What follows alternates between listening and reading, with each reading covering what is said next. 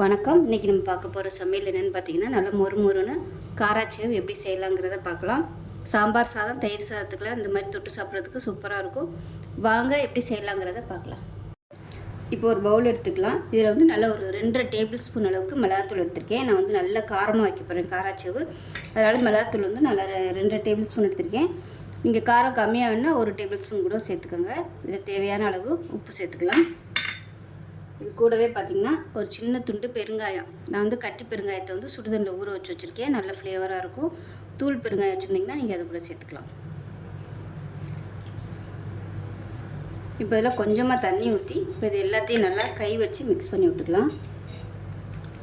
So இது எல்லாமே நல்லா ஒன்று சொன்னாப்பில் கலந்துக்கட்டும். பூண்டு ஃப்ளேவர் பிடிக்கும்னா நீங்கள் பூண்டு அரைச்சி நல்லா வடிகட்டி சேர்த்துக்கோங்க. நான் வந்து இதில் சேர்க்கலை. இப்போ பாருங்க நல்லா கலந்தாச்சு. இப்போ இதில் மெஷரிங் கப்பில் 1 கப் அளவுக்கு கடலை மாவு எடுத்துருக்கேன். அதை சேர்த்துக்கலாம்.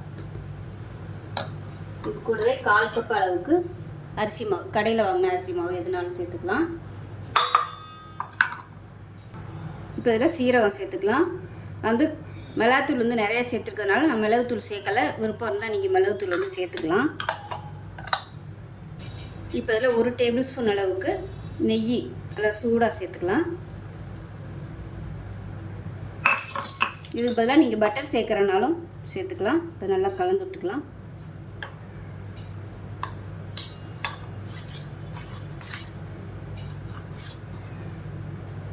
இப்போ கை வச்சு கலந்துக்கலாம்.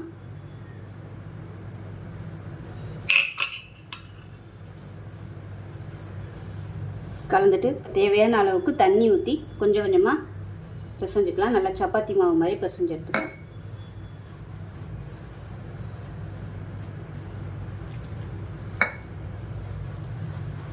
தண்ணி ரொம்ப இழுக்காது. ஏன்னா முதல்ல நம்ம கொஞ்சம் தண்ணி ஊற்றிருக்கோம்.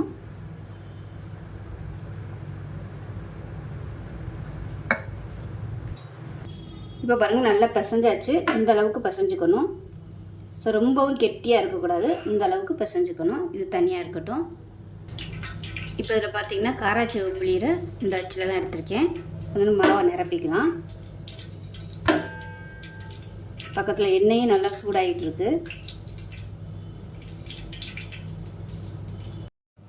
இப்போ பாருங்கள் எண்ணெய் நல்லா சூடாயிருச்சு. நம்ம வந்து பிழிஞ்சு விட்டுக்கலாம்.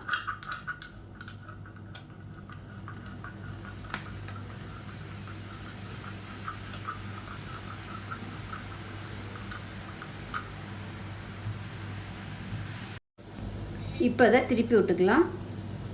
விட்டது ஒரு பக்கம் வெந்துருச்சு. இப்போ இதை வந்து கரண்டியை வச்சு உடச்சி விட்டுக்கலாம்.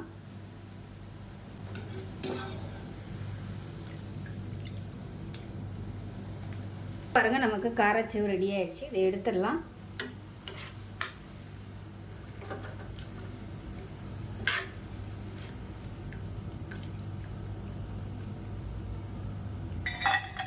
இப்போ பாருங்கள் நல்லா மொறுமொறுன்னு காராச்சேவ் ரெடி ஆயிடுச்சு. நல்லா கிறிஸ்பியாக சூப்பராக இருக்கும். டேஸ்ட்டு நல்லா காரசாரமாக இருக்கும். இது தயிர் சாதத்துக்குலாம் தொட்டு சாப்பிட்றதுக்கு அருமையாக இருக்கும்.